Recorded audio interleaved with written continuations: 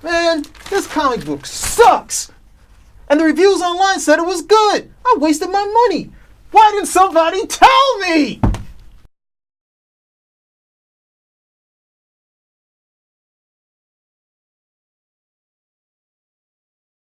Hey everybody, this is Spinnerack, this is Petey.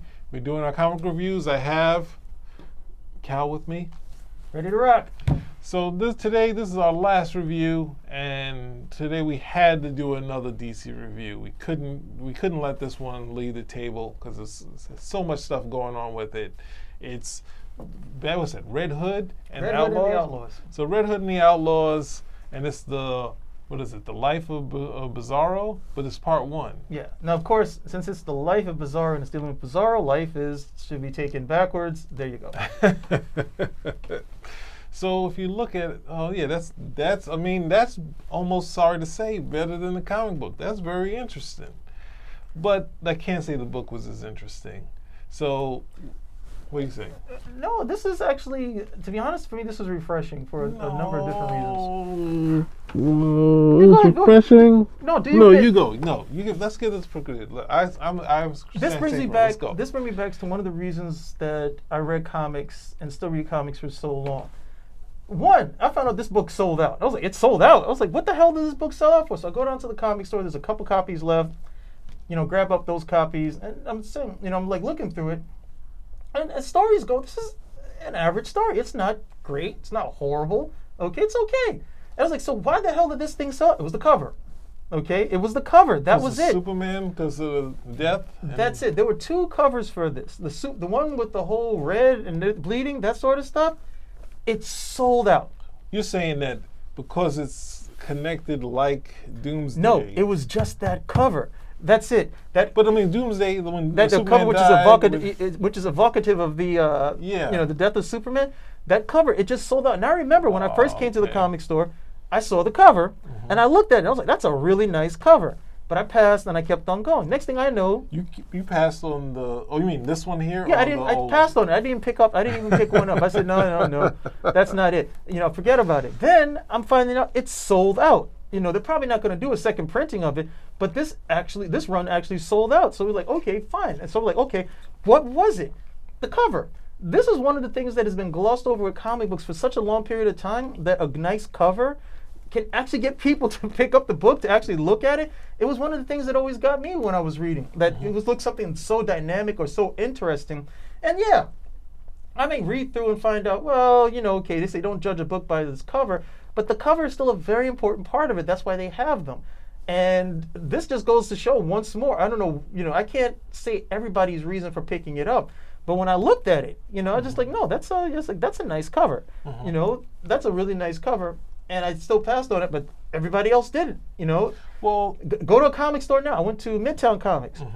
No, they don't have that cover anymore. It's gone. It's sold out. Nobody has it. It's gone. But don't you think, as a comic book hero, this is saying Doomsday, Death of Superman.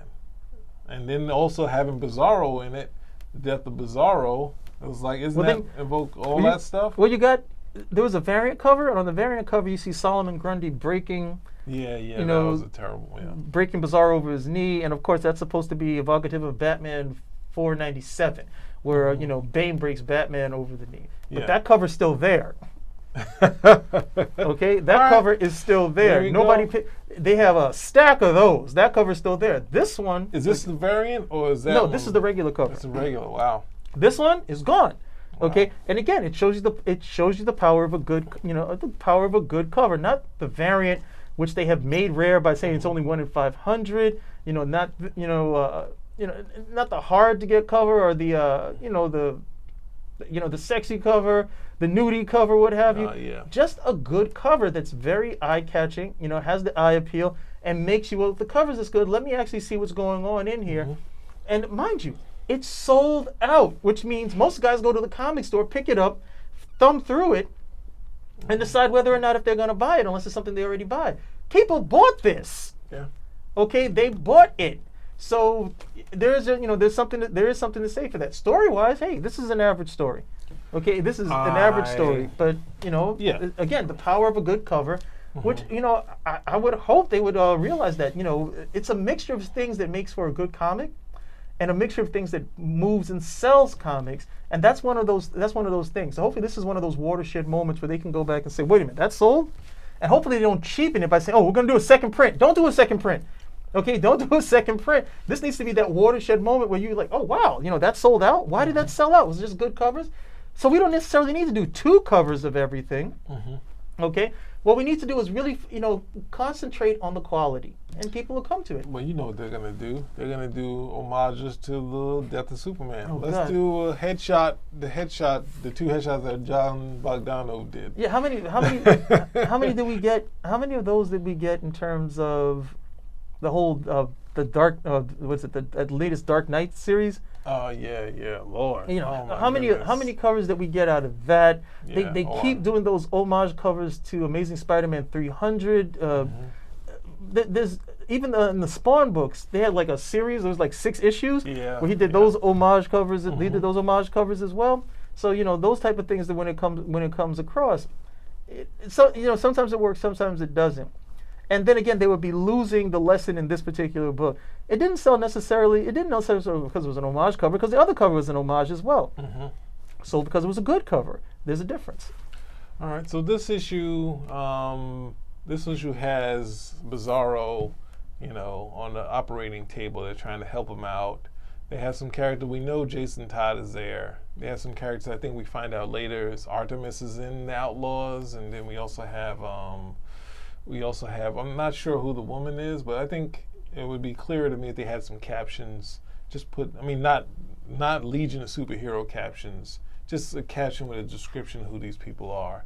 And it also, I went back because I remember Scott Collins did a Solomon Grundy series where he fights Bizarro and they become friends, and Bizarro doesn't understand why Solomon Grundy turns back to human. So it was a fun story. So having this story where it's life or death, it was kind of, they're going to have these moments, but Bizarro's died before, regretfully, and he came back. So I'm not sure how long this is going to last, but it's a part 1. So I don't think we've seen the last of it, but when you're saying the life, meaning the death. Yeah, I'm thinking since this is part 1, this might be last chapter. So depends on how. And then Lex Luthor shows up at the end, so you never know. Yeah. So for me, I can only give it 2 stars. What do you say for this guy? 3. It's an average comic. Okay.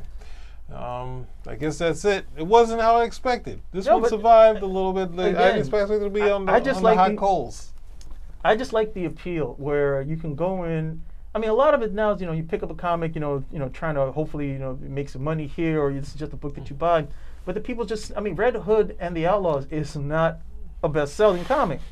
So the idea that, people are still there, and, that beautiful part of comic collecting, that beautiful part of comics is where you have that cover, and you're like, I just picked this up because I like the way it looks. It's no different than going into an art museum and staring, at the Mona Lisa, or looking at Rodin and just saying, that's so wonderfully sculpted, and you just keep looking at it, you pore over it, and hopefully this type of comic reminds people, in both buyers, sellers, and creators, of what all the medium has to offer, even though the story was average. So thank you, everyone. That's our last review, and we'll be seeing you soon with more comic reviews, more movie, and more commentary in general. Thank you. Thanks, Spinner Rack. You saved me money.